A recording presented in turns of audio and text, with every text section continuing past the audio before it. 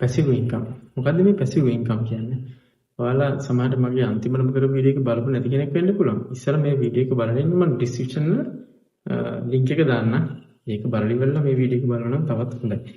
හරිද? අපි passive income ගැන මීට පෙරත් වීඩියෝස් කීපයක්ම කරලා තියෙනවා. නමුත් අපේ WhatsApp නම්බර් එක 0.10.20.252 මේ නම්බර් එකට ආපු ගොඩක් මැසේජස් නිසා WhatsApp ඔස්සේ මම හිතුවා ආයෙ අලුතින් වීඩියෝ එකක් කරන්න.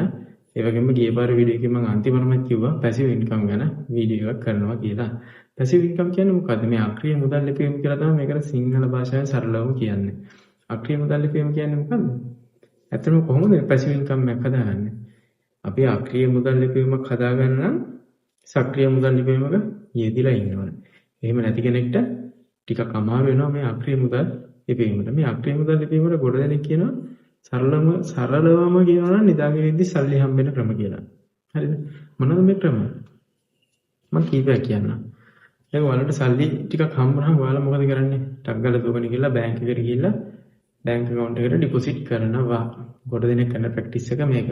අපේ අම්මලා තාත්තලා ඉඳන් ආච්චිලා සීයලා ඉඳන් කරපුව සාමාන්‍ය ප්‍රැක්ටිස් එක මේක. ඒක ඊගාව version එක මොකද්ද? ඊළඟ ෆික්ස් ඩිපොසිට් එකක් දානවා. සාමාන්‍ය ඉතිරිම ගිණුමෙන් අරගෙන ෆික්ස් ඩිපොසිට් එකක් දානවා. ඒකේ පොලි අනුපාතය ටිකක් වැඩි. එතකොට මේ අක්‍රීය මුදල් ලිපීමේදී මොනවද හම්බෙන්නේ? ප්‍රතිලාභ. අර ෆික්ස් ඩිපොසිට් එකෙන් හම්බෙන පොලිය තමයි ඔයාලට හම්බෙන අක්‍රීය මුදල් ලිපීම. ඒක නිදාගෙනදිත් හම්බ වෙනවා. ඔයා ඇහැරලා හිටියා කියලා නිදාගෙන හිටියා කියලා එහෙම ගැටලුවක් නැහැ. හැබැයි පොලිය හම්බ වෙනවා. හැබැයි මේ හම්බෙන මුදලට වැඩි මුදලක් ගන්න පුළුවන්.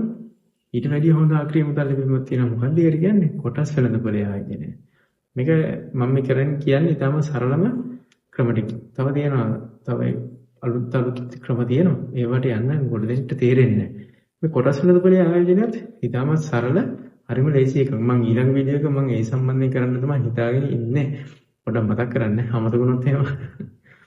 කොටස් වෙළඳපොලේ ආයෝජනයේත් මාරම ලාභදායී ආයෝජන ක්‍රමයක්. ඒ කියන්නේ ඔයා යම්කිසි සමාගමක කොටස් විකුණනනේ සමාගම විසින්. ඔයා ගිහිල්ලා මෙලදී අරගන්න ඔය කොටසක්. එතකොට ඔයා මේ සමාගමේ කොටස් හිමිකරුවෙක් වෙනවා. හරිද? එතකොට සමාගමේ යම්කිසි ලාභයක් ලබනවනේ.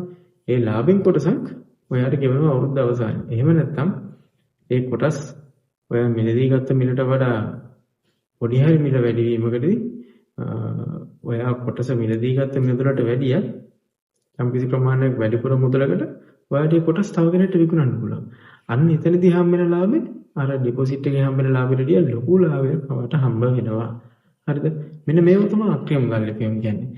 ඊට අමතරව පුළුවන් ඔයාට ඔයාගේ ගෙදර එක කාමරයක් එක්ස්ට්‍රා තියෙනවනම් නැත්නම් ඔයාට වැඩිපුර තව ගයක් තියෙනවනම් ඒක රෙන්ට් කරගෙන ආදායම ඒක ඔයා ඇහැරලා හිටියත් ඔයාට හම්බ වෙනවා.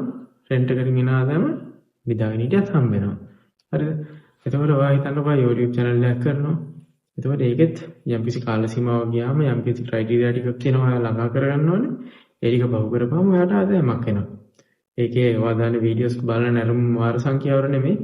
ඒ නැරඹුම් වාර ඔස්සේ ඇඩ්ස් ප්ලේ වෙනවනේ. ඒ ඇඩ්ස් වලින් ඔයාට හම්බ වෙනවා යම්කිසි ආදායමක්. අන්න ඒවට තමයි කියන්නේ අක්‍රීය මුදල් ලිපීම කියලා. හරිද මිත්‍රයා? ඒතකොට තව පුළුවන් ඔයාගේ වාහනයක් තියෙනවා නම් මහට ආයතනයකට කතා කරගෙන ඒ වාහනේ රෙන්ට් එකට දෙන්න පුළුවන්. එතකොට හැම මාසේ අන්තිමේම ඔයාට ඒ වාහනේට යම්කිසි මුදලක් ඔයාට හම්බ වෙනවා. මේව තමයි අක්‍රීය මුදල් ලිපීම කියන්නේ.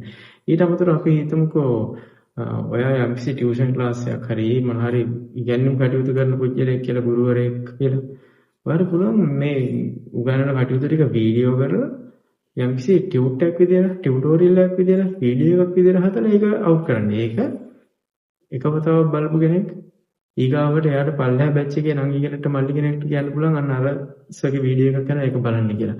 ඔහොම අවුරුදු 10ක් 15ක් වුණත් ඔයාගේ වීඩියෝ එක බලන වාරයක් ගානේ ඔයාට ආදායම් ලැබෙනවා. ඒ වගේම තමයි ඔයාට හොඳ ලිඛිත හැකියාවක් තියෙනවා නම් ඔයාට හොඳ පොතක් ලියන්න පුළුවන්.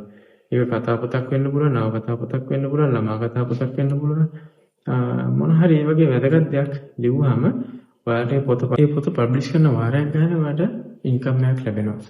මෙන්න මේවට තමයි අක්‍රීය ආදායම් කියලා කියන්නේ. අක්‍රීය මුදල් ලිපීම කියලා කියන්නේ මෙන්න මේවට තමයි. ඒතර ඔයා හොඳට මතක තියාගන්න මේ ආකාරයට සක්‍රීය මුදල් ලිපීමක් සිදු නොකර කවදාකවත් අක්‍රීය මුදල් ලිපීමකට සරලව යන්න බෑ. ඊටමත් අමාරුවෙන් තමයි යන්න ඕනේ. ඔයා හිතන්න ඔයගේ ගෙදරක් තියෙනවා. ඒ ගෙදර කොටසක් රෙන්ට් එකට දෙනවා. නැත්නම් ඔයාට වැඩිපුර ගයක් තියෙනවා. ඒ ගෙදර ඔයා දෙනවා රෙන්ට් එකට කාට හරි. එතන මුදල් වැඩිපුර තියෙන කෙනෙක් නැත්නම් හැකියාව තියෙන කෙනෙක් ඒ ගෙදර රෙන්ට් එකට අරගෙන ඔයාට ඒ මුදල ලබා දෙනවා මාසයේ අන්තිමේදී. මෙන්න මේවා තමයි අක්‍රීය මුදල් ලිපියම් කියන්නේ. ඉතින් මේ ගැන වැඩිදුර ඔයාලට මොනවාරි අවබෝධයක් ලබා ගන්න ඕන නම් ඔයාලට රැකියාව කියලා සේවය කරන පුද්ගලයෙක් වෙන්න පුළුවන්. ඔයාලට පුළුවන් මේ විදිහට අක්‍රීය මුදල් ලිපියම සිදු කරන්න. අපේ WhatsApp නම්බර එක 070 මේ නම්බර එකට WhatsApp voice message එකක් දාලා මිස්ටර් බණ්ඩාර ඉන්න කෝඩිනේටර් යාහරහා අපිව සම්බන්ධ කරගන්න පුළුවන්. ඔයාලට අවශ්‍ය උපදෙස් ලබා ගන්න. ඉතින් මම හිතනවා මේ වීඩියෝ ගොඩක් වැදගත් වෙන්න ඇති කියලා. ඉතින් ඔයා මේ වීඩියෝ එක අන්තිම වෙනකම් බලුවාට බෙහෙම ස්තුතියි. වගේම වගේ යාළුවෙක්ටත් මේ වීඩියෝ එක ෂෙයා කරන්න. channel එක subscribe කරපො නැති යාළුවෙක් නම් අනිවාර්යෙන් subscribe කරගෙන යන්න. ඊට පස්සේ බෙල් අයිකන් එක ක්ලික් කරපුවම අපි ඊළඟට වීඩියෝ එක රිලීස් කරපු ගමන්ම ඔයාට බෙල් අයිකන් එකකින් notification එක එනවා ඉහතින්ම.